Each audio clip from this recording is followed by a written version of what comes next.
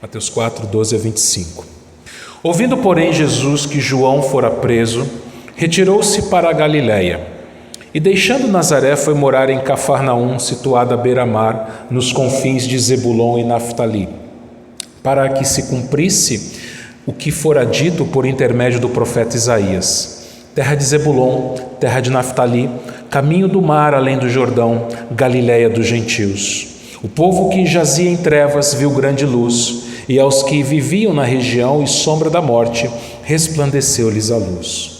Daí por diante, passou Jesus a pregar e a dizer: arrependei-vos, porque está próximo o reino dos céus.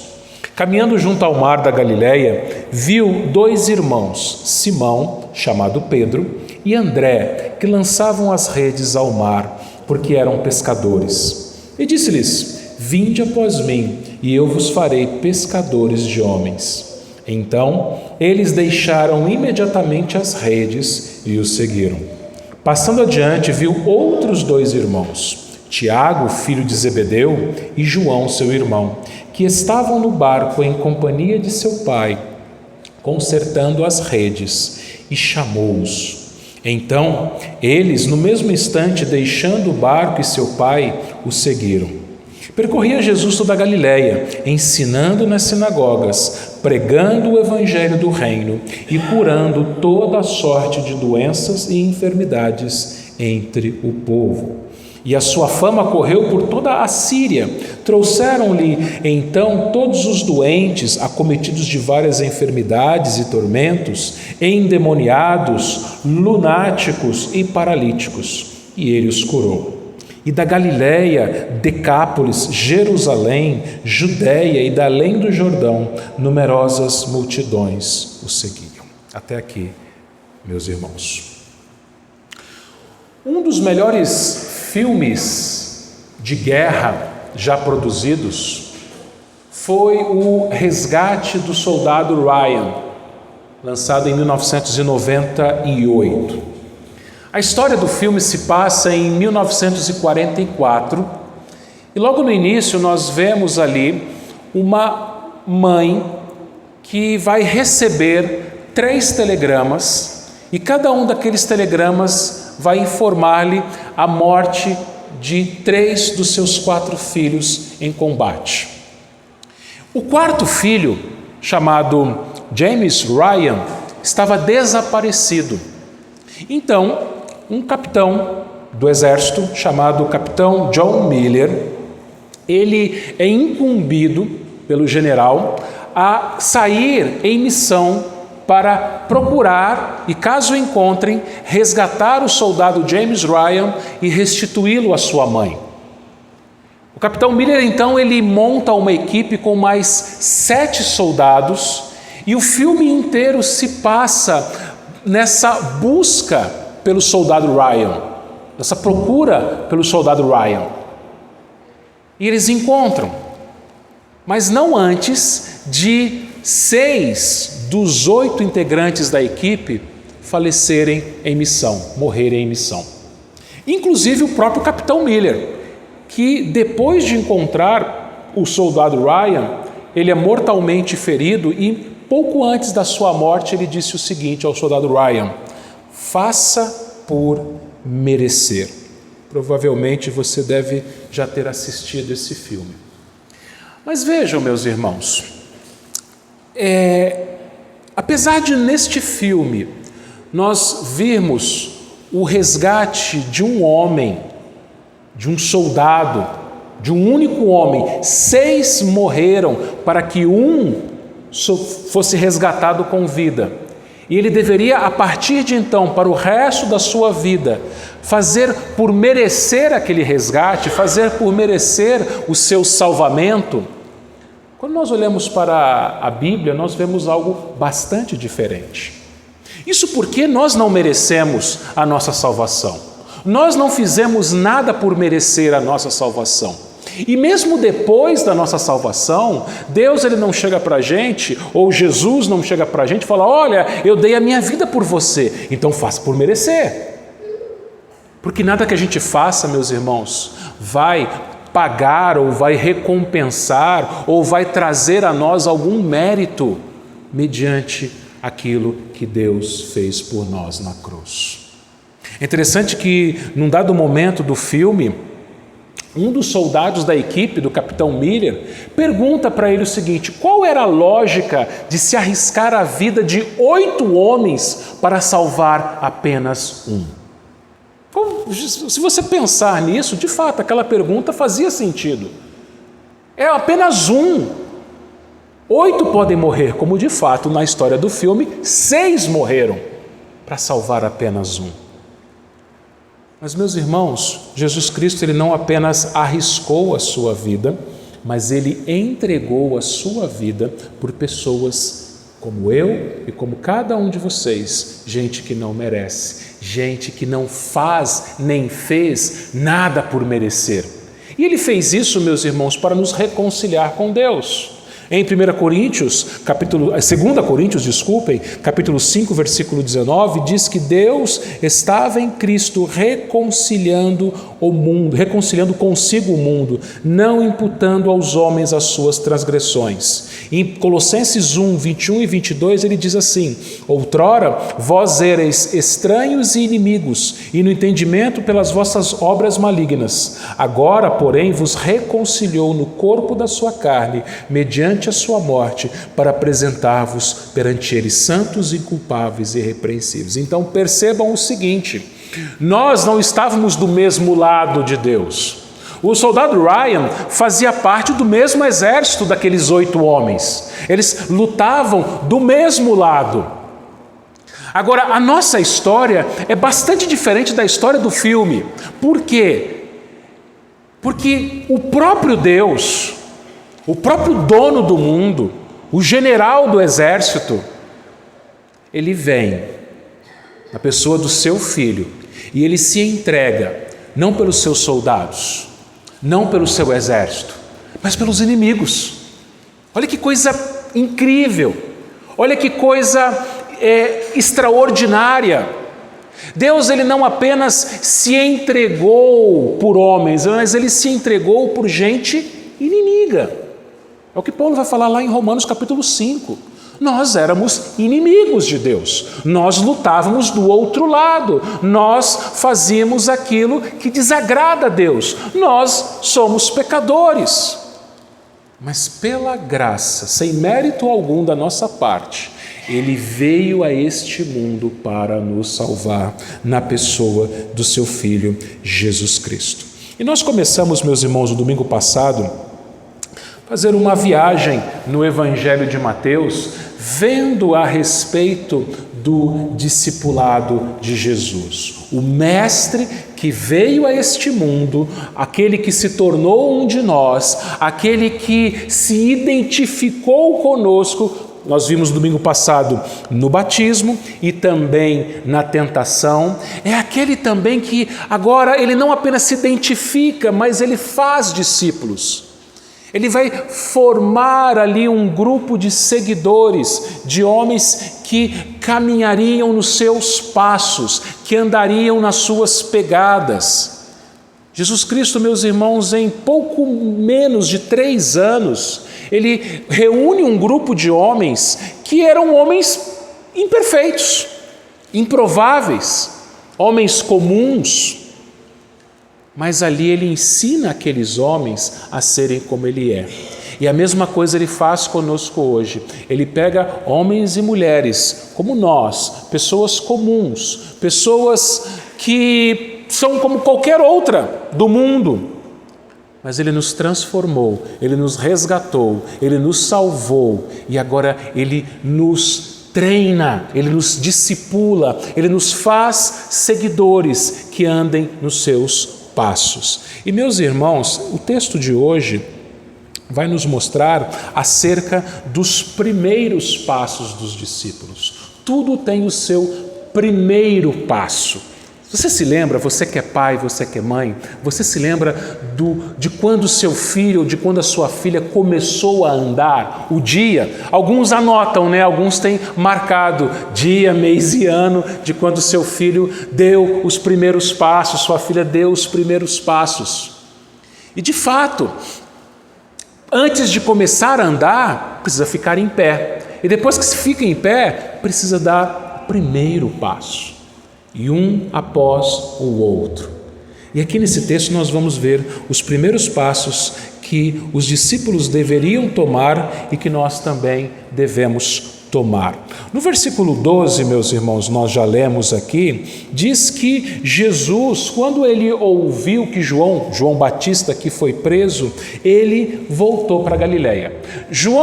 Mateus aqui, aliás, ele deixa um espaço de quase um ano entre a tentação, que termina no versículo 11, até aqui o versículo 12. Um espaço de quase um ano que Mateus pula.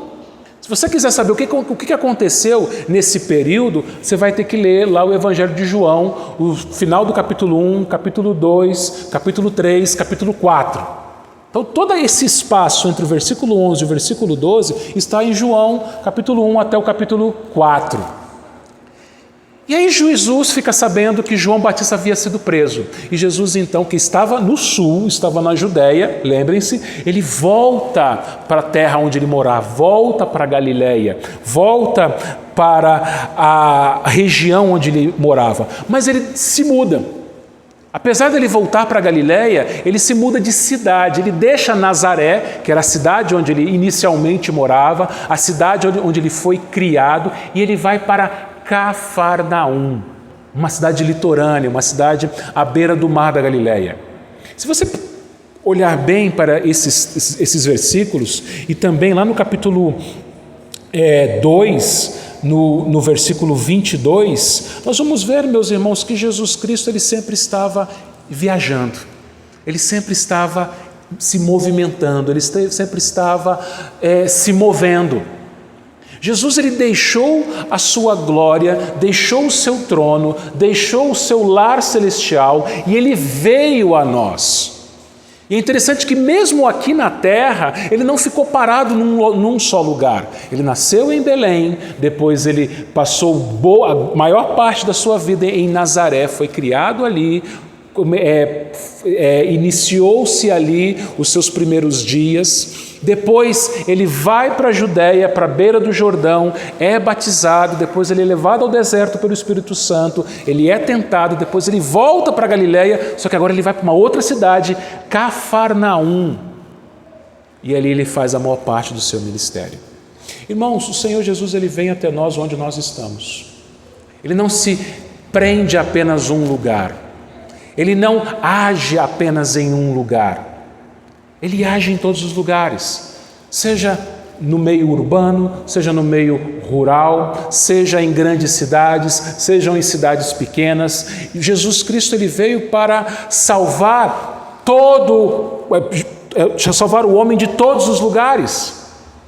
Por isso que a semelhança de Cristo, meus irmãos, nós precisamos fazer missões. Nós precisamos evangelizar, nós precisamos investir oração e investir nossos recursos enviando missionários, sustentando missionários, orando por missionários e nós mesmos aqui na nossa própria cidade fazendo essa obra onde quer que nós estivermos. O pastor muitas vezes ele não vai conseguir entrar no seu ambiente de trabalho, mas você estará todos os dias no seu local de trabalho. E você é um enviado de Jesus naquele lugar,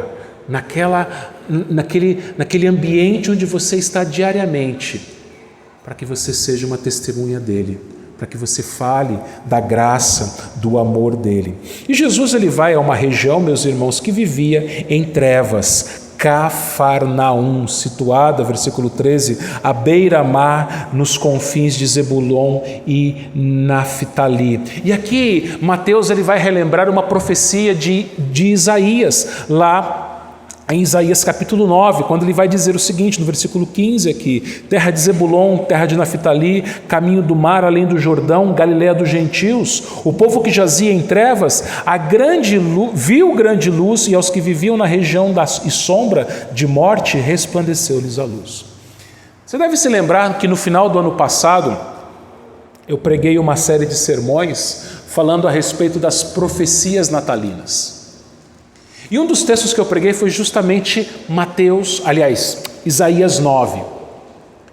E Isaías 9 é muito interessante porque ele vem depois do capítulo 8, e no capítulo 8 falava que os judeus, eles viviam nas trevas, eles estavam vivendo em trevas. O povo de Deus estava vivendo em trevas nos dias de Isaías. E ao invés, se você pegar o capítulo 8 e você olhar lá no versículo 19, Isaías 8, 19, ao invés do povo de Deus consultar a Deus, orar a Deus, sabe o que eles estavam fazendo? Eles consultavam necromantes, eles consultavam cartomantes, eles consultavam os mortos. Ao invés de eles consultarem o Deus vivo, ao invés de eles confiarem no Deus vivo, ao invés de eles buscarem o Deus vivo, eles buscavam aqueles que estavam mortos. Eles viviam nas trevas. Meus irmãos, nós não diferimos em nada daquelas pessoas do passado. Antes de nós sermos salvos, nós também vivíamos mortos nos nossos delitos e pecados. Vivíamos nas trevas. E Jesus, ele veio e um belo dia na nossa vida, ele brilhou no nosso coração. A luz resplandeceu nas trevas em que os nossos corações estavam, em que as nossas almas viviam. E você se lembra da sua conversão? Talvez você não se lembre a data específica, mas certamente você deve se lembrar mais ou menos a época. Alguns devem até se lembrar da data, sim, mas você se lembra quando mais ou menos ocorreu isso? A época que ocorreu isso, de como a sua vida foi impactada, foi transformada, foi mudada. E é incrível, meus irmãos, que apesar de Jesus nos aceitar do jeito que nós somos, Ele não nos deixa do jeito que nós estamos. Eu vou repetir.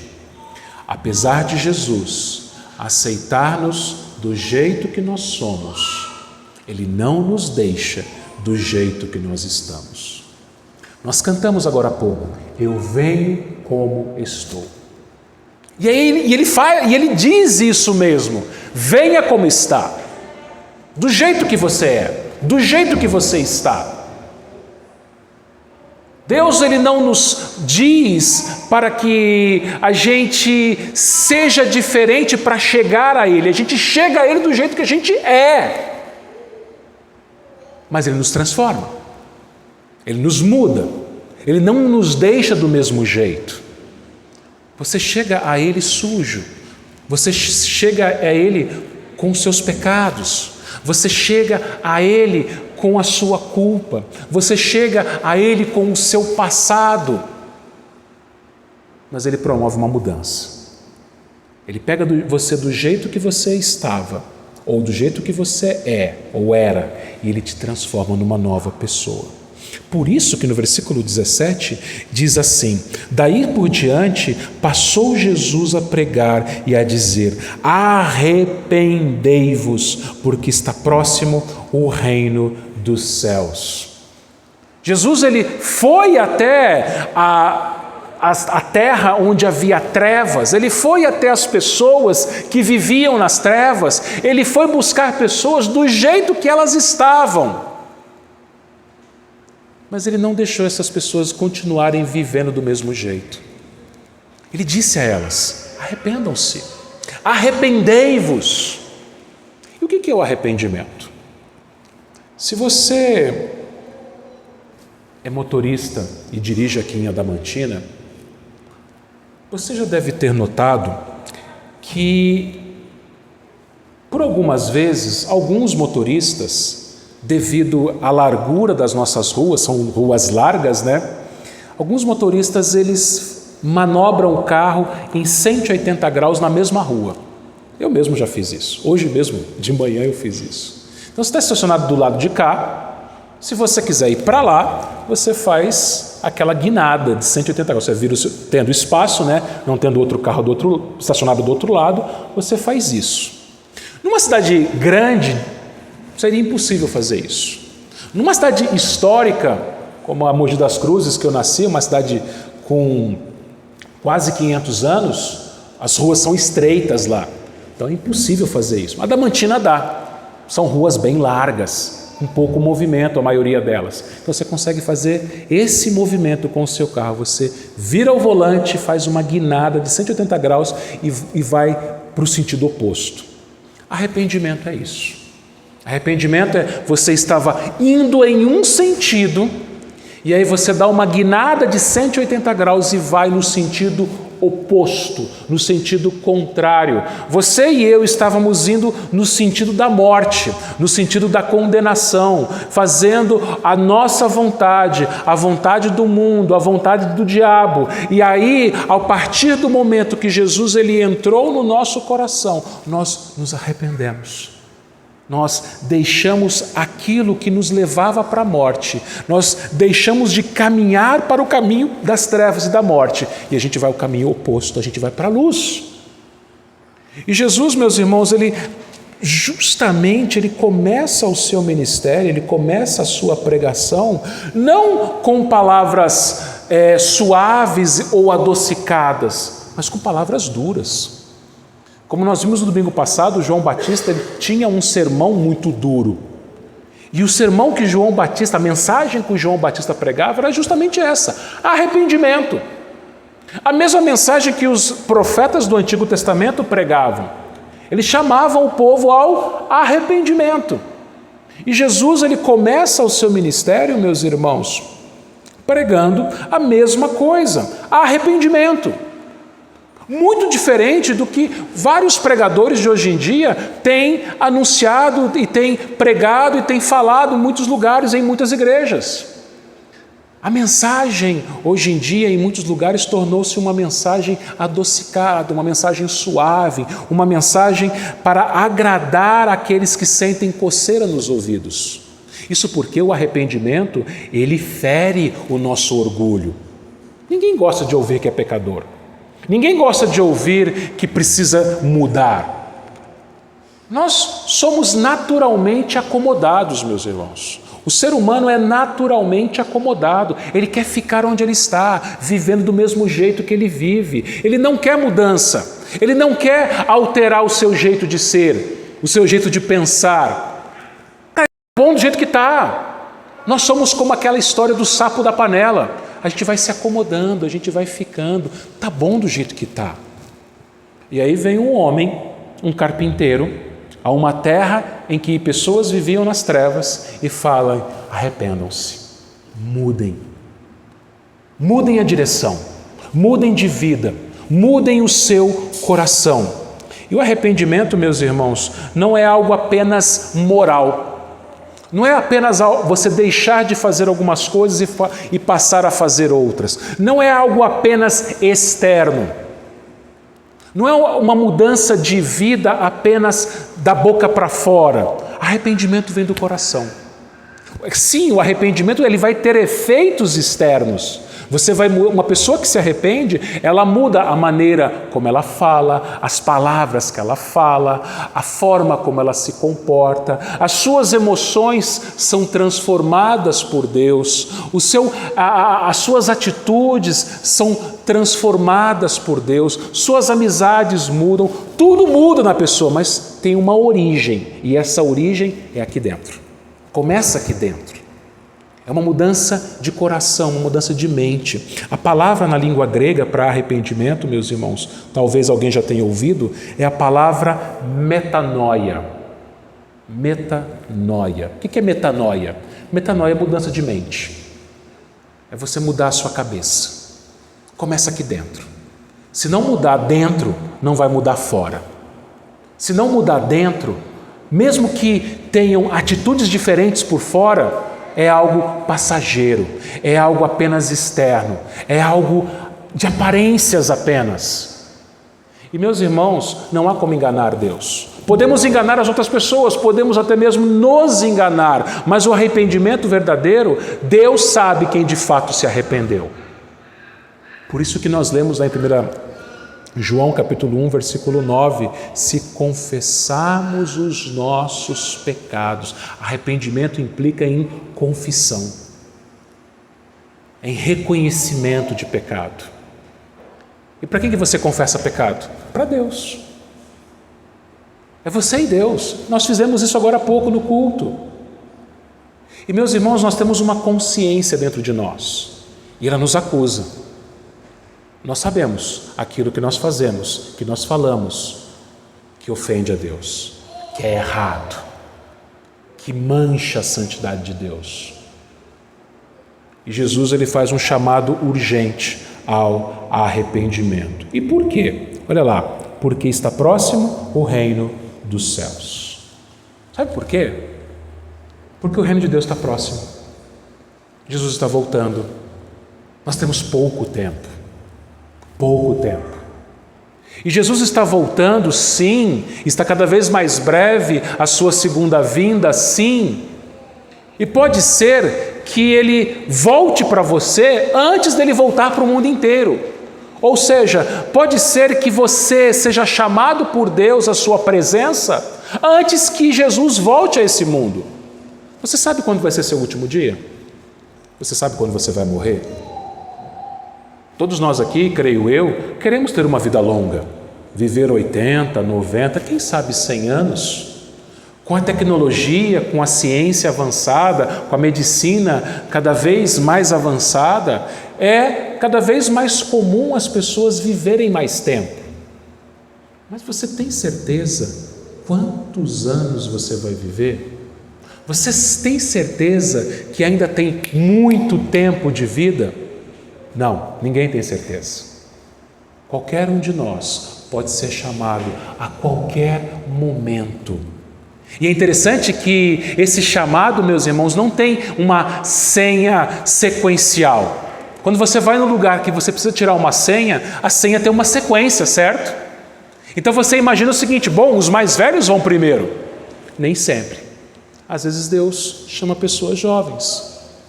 Pessoas morrem todos os dias. E não só idosos.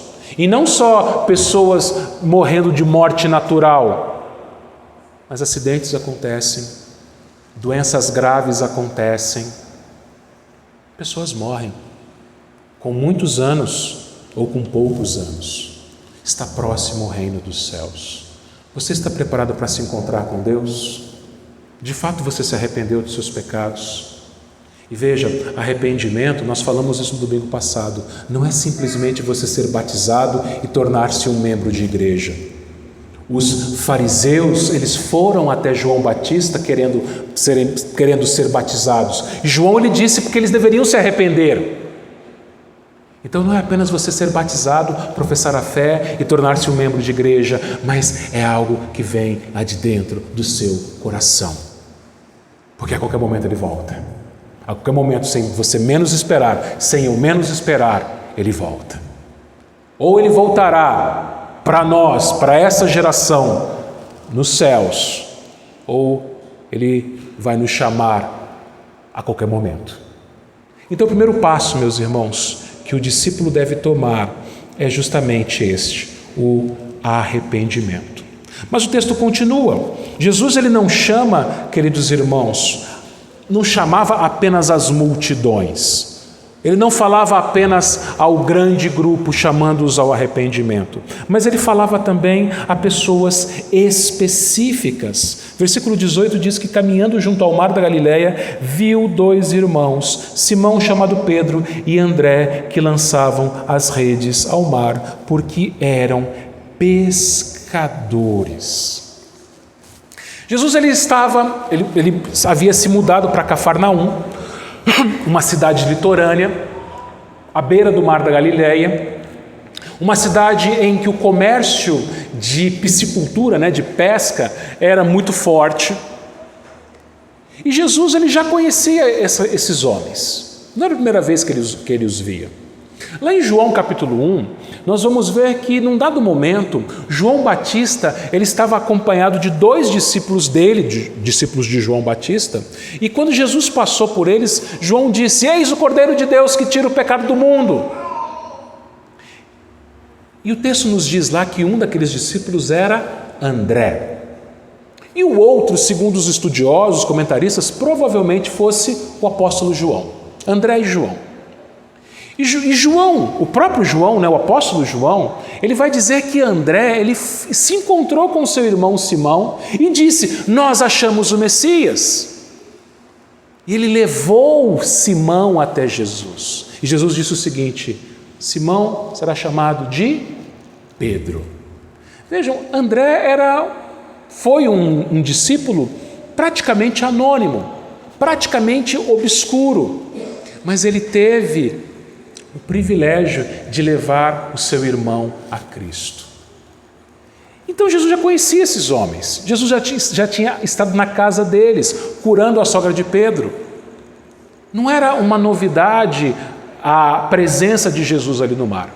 E Lucas capítulo 5, que é o texto paralelo aqui desse texto de Mateus, nos diz que Jesus ele foi até a beira da praia para ensinar as multidões. Haviam várias pessoas ali, era provavelmente de manhã, e as pessoas estavam sedentas pelo ensino de Jesus, pela pregação de Jesus. Lucas 5 nos diz que Jesus então, ele pega emprestado o barco de Pedro. O barco é um pouco afastado para a água. Jesus ele se assentou no barco, e ali do barco ele começou a ensinar. E aí você imagina o seguinte: era de manhã, Jesus sentado no barco, as multidões na areia. Imagina a cena na sua mente. As multidões na areia, o barco um pouquinho afastado na água, Jesus assentado no barco e os pescadores ali consertando as redes. Frustrados porque eles não tinham pegado nada a noite inteira. Pescadores eles vão para o mar à noite. É quando os peixes vêm para mais próximo da superfície.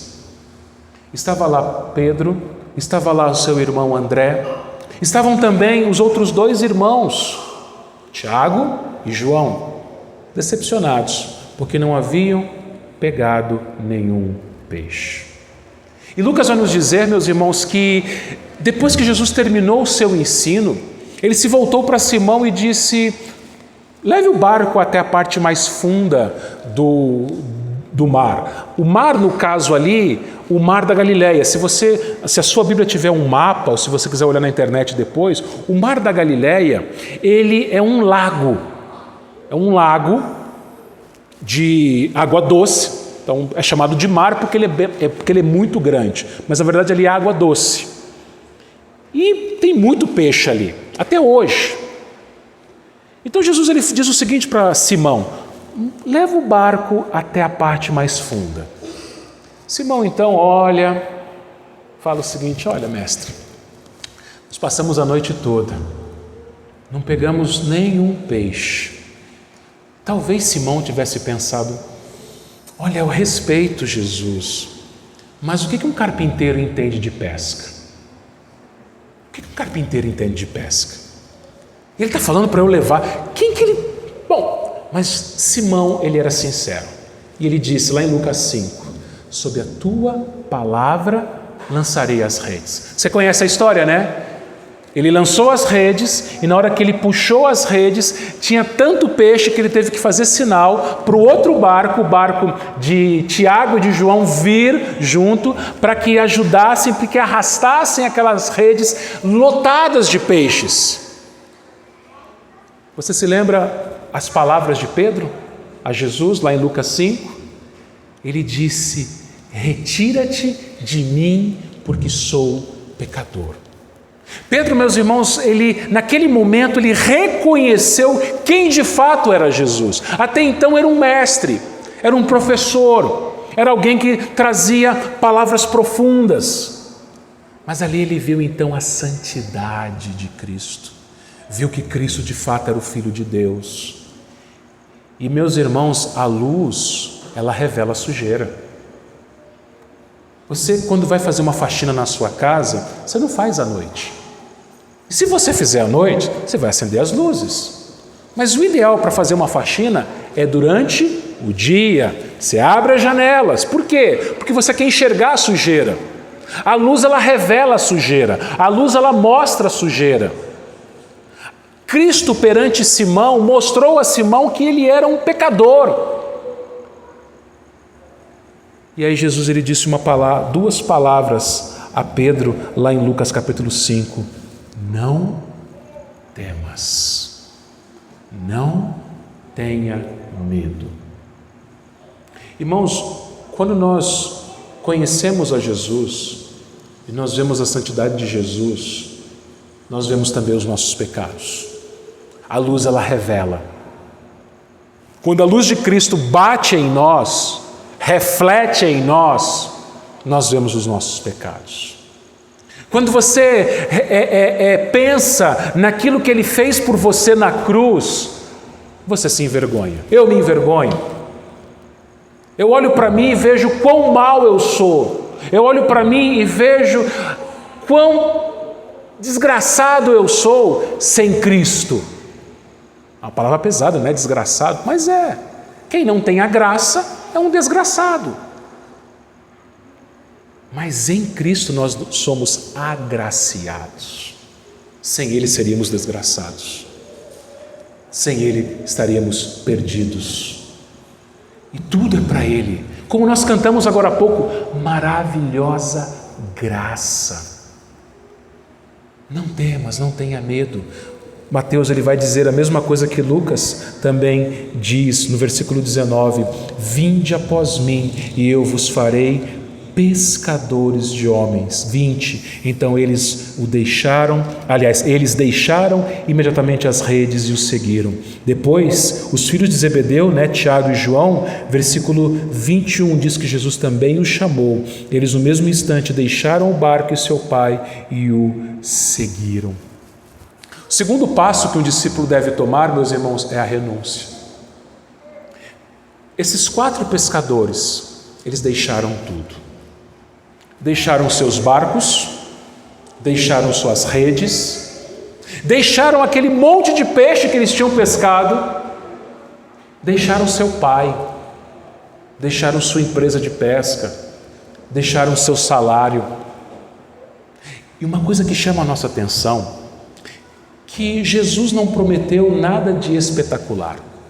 Jesus, ele não disse o seguinte: olha, vinde após mim, deixem a pesca, deixem a sua profissão e eu vos farei famosos, eu vos farei ricos, eu vos farei milionários, eu vou dar para vocês o mundo. É o contrário do que o diabo prometeu para Jesus, lembra? O diabo mostrou para Jesus todos os reinos do mundo, nós vimos isso domingo passado, e disse: tudo isso te darei se prostrado me adorares. Jesus, ele não faz isso. Jesus, ele não fala para a gente: olha, eu vou te dar o mundo, vou te dar riquezas, vou te dar carro novo, vou te dar uma bela casa, vou te dar uma conta bancária recheada, vou te dar uma família bonita, vou te dar um emprego que faça que você seja satisfeito nele, eu vou te dar tudo. Ele não fala isso. Jesus, ele não faz promessas mentirosas. Jesus, ele não faz propaganda enganosa. Ele diz apenas uma coisa: eu vos farei pescadores de homens. Mas para que isso aconteça, ele disse: vinde após mim. Eu nunca posso querer ser maior que Jesus. Eu nunca posso querer andar na frente de Jesus. Vinde após, depois de mim. O verdadeiro discípulo é aquele que anda atrás de Jesus, que se submete à vontade de Jesus. Não é a minha vontade, mas é a vontade dele. Não são as minhas escolhas, mas são as escolhas dele. Não são os meus planos, mas são os planos dele. E aí, meus irmãos, nós aprendemos a renunciar. Renunciar o quê? Nós vamos ter que renunciar, meus irmãos, primeiro de tudo, pecados, os nossos pecados. Práticas que a gente tinha até então, a gente vai ter que deixar de ter. Nós vamos renunciar, meus irmãos, os prazeres mundanos, coisas que nos atraíam no mundo, a gente vai deixar. Até mesmo algumas amizades, nós vamos ter que renunciar. Vamos renunciar, às vezes, ter razão, mas eu tenho razão. Mas em favor da paz, a gente olha o lado do outro. Então nós vamos renunciando, vamos abrindo mão. É claro que Jesus, Deus, Ele não chamou todas as pessoas a renunciarem o seu emprego, renunciarem a sua profissão para serem pregadores do Evangelho. São poucos que deixam a sua profissão para se tornarem pregadores do Evangelho. Mas mesmo na sua profissão você faz renúncias. Por exemplo, Deus chamou Daniel. E Daniel, como um político ali na Babilônia, ele renunciou, por exemplo, você se lembra, os prazeres da mesa de Nabucodonosor. Ele renunciou, por exemplo, cumprir a lei de Dario, que mandava não falar ou não orar a qualquer outro que não fosse ao rei. E ele, por causa disso, foi lançado na cova dos leões. Cornélio, centurião Cornélio, ele era um centurião, um oficial do exército romano. Ele não deixou a sua posição, a sua profissão para se tornar um pregador. Mas ele abandonou, ele se converteu. Então, mesmo que você esteja lá na sua profissão, no seu trabalho, na sua escola, onde Deus te colocou, você abre mão de várias coisas, você renuncia várias coisas que poderiam te trazer vantagens para seguir após Ele, para fazer a vontade dEle, para andar após Ele, vir após Ele. Meus irmãos, essa é o segundo passo que um discípulo deve tomar, a renúncia. É você abrir mão do mundo, abrir mão dos seus pecados, abrir mão das suas preferências, abrir mão dos seus desejos e falar: Senhor, eu estou aqui, faz a tua vontade na minha vida. Eu quero andar nos seus passos. Eu quero ser um pescador de homens. Envia onde que o Senhor me quiser. É no trabalho? É na minha família? É no meu bairro, no meio dos meus vizinhos? Que eu pesque pessoas ali. Mas finalmente o terceiro e último passo que esse texto nos mostra está aqui no versículo 23. Percorria Jesus toda a Galileia, ensinando nas sinagogas, pregando o evangelho do reino e curando toda a sorte de doenças e enfermidades entre o povo. O terceiro e último passo é o aprendizado. Jesus sim, ele pregava arrependimento. Jesus sim, ele chamava indivíduos para serem seus discípulos. Mas Jesus fazia algo mais. Ele pregava e ensinava. Ele curava também, mas até mesmo os milagres que ele fazia, as curas que ele fazia, serviam para confirmar a sua mensagem. Jesus não curava pessoas aleatoriamente. Lá em João, no capítulo 20, nós vamos ver que João fala que Jesus fez muitos sinais para que e eles foram registrados, os que foram registrados no Evangelho de João foram para que a gente creia. Ou seja, quando Jesus fazia um milagre, ele não fazia aleatoriamente. Ele fazia para mostrar para as pessoas que ele de fato era o Messias, que tudo aquilo que ele ensinava era verdadeiro.